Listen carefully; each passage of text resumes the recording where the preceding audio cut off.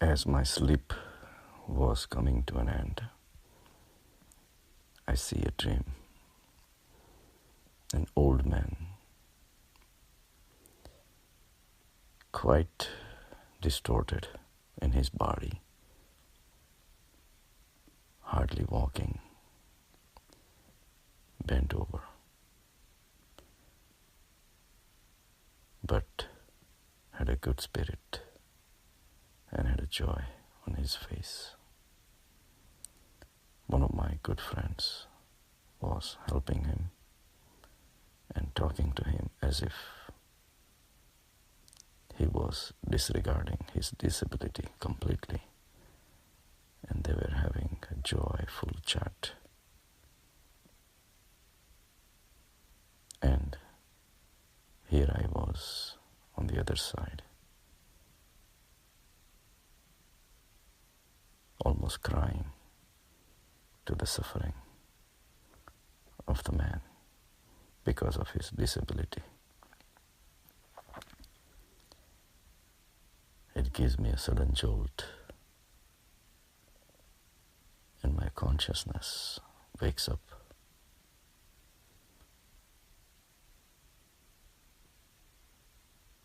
And it suddenly reckoning, realization happens.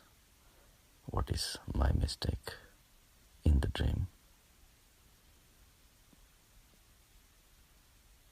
A lot of time we project our ideas, our beliefs, our ideas of happiness and sufferings onto others.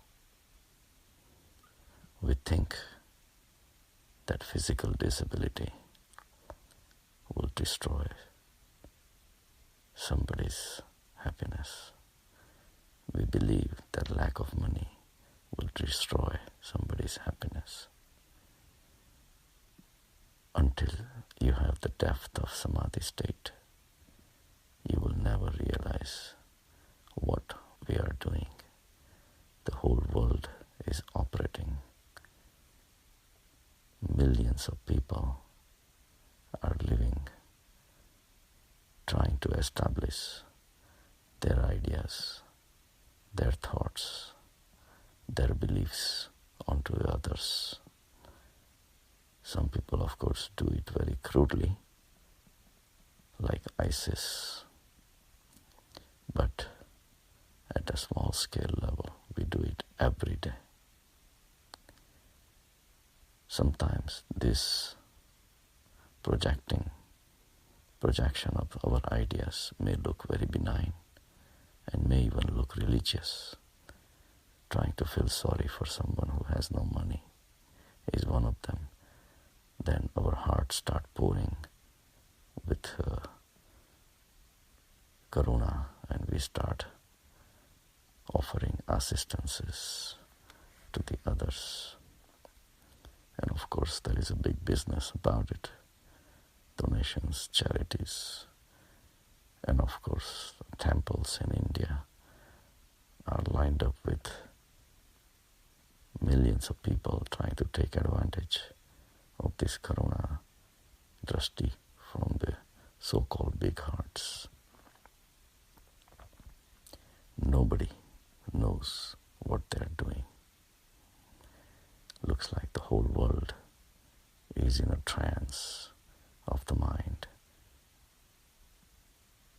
The samadhi state is the no-mindness, where there is no mind at all, no thoughts at all.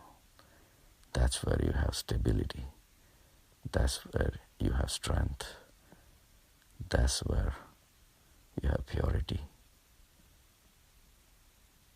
You are close to divinity, where there are no thoughts. The state of thoughtlessness is what makes you realize that thoughts are not the vehicle to connect with others.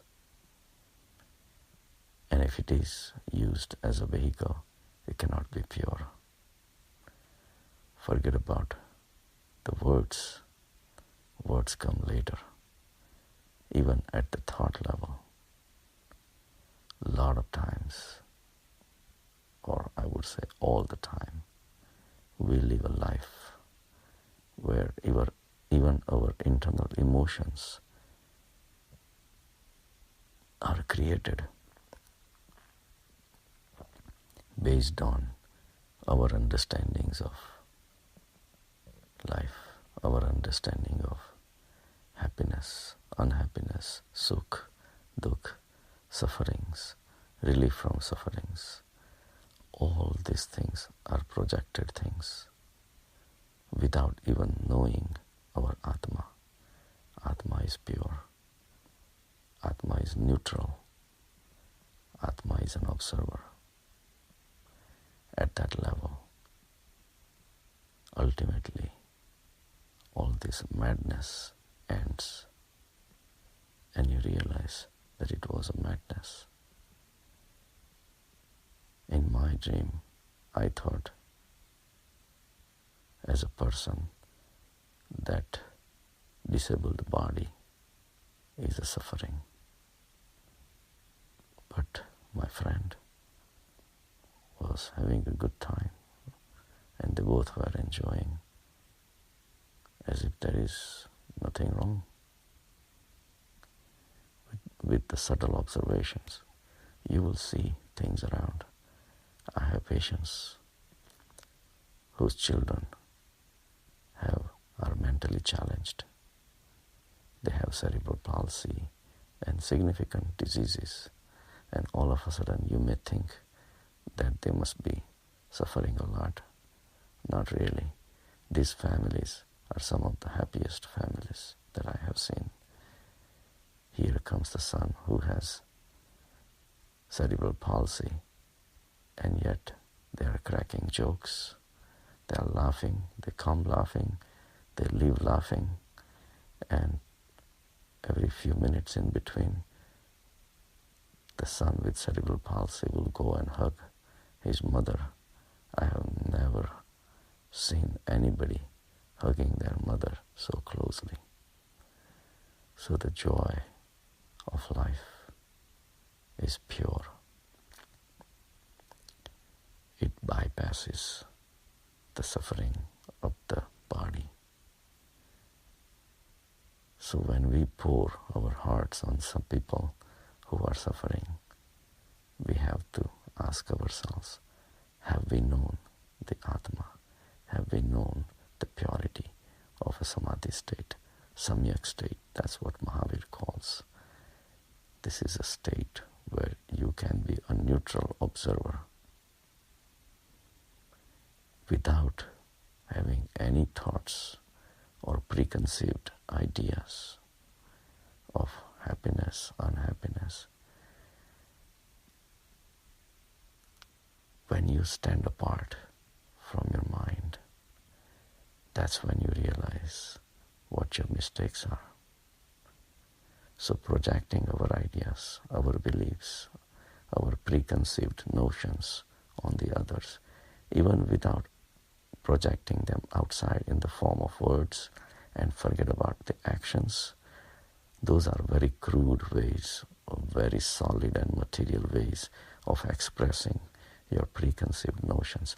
But even to have preconceived notions, it seems a stupidity compared to the blissful state of a Samyak Samadhi. In Samadhi, your mistakes become evident. It's okay to make mistakes. It's okay to have preconceived notions and ideas. But that's one thing. But going deeper into the Samadhi and realizing these mistakes is the achievement on the path of spirituality. And until everyone reaches to this state, it will be very difficult to understand what I'm saying. The deep state of Samadhi is where you stand apart and you are on a solid ground because you cannot go any further. That's when you get the steadiness. It's like you are in a big current of water, the flood. You are in the flooding river. You're bounced around from right to left, top to the bottom, north, south, every which way possible. And then all of a sudden, your feet touch a solid ground where you can lock yourself in, a ground, a solid stone where you can stand on. And then the storm cannot do anything to you. The steadiness of your inside, steadiness of Atma, is an amazing state where you can see not just the world dancing around, not just your thoughts dancing around, but your preconceived notions coming and going. You see the futility of having any notions. You see the futility of having any beliefs as a waste of time and waste of your precious energy of consciousness. So enlighten yourself. Come to the state of samadhi, a samyak state, and realize your own mistakes. Then only your day-to-day behavior will change. You will not be having any ideas, any thoughts unnecessary, and you will not be seeing other people with your eyes.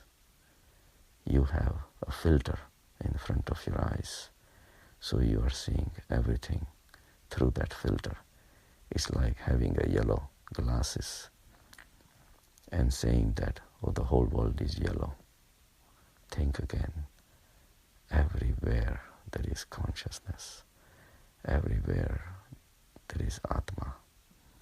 Everywhere there is a possibility of this Atma manifesting itself into total purity, total divinity.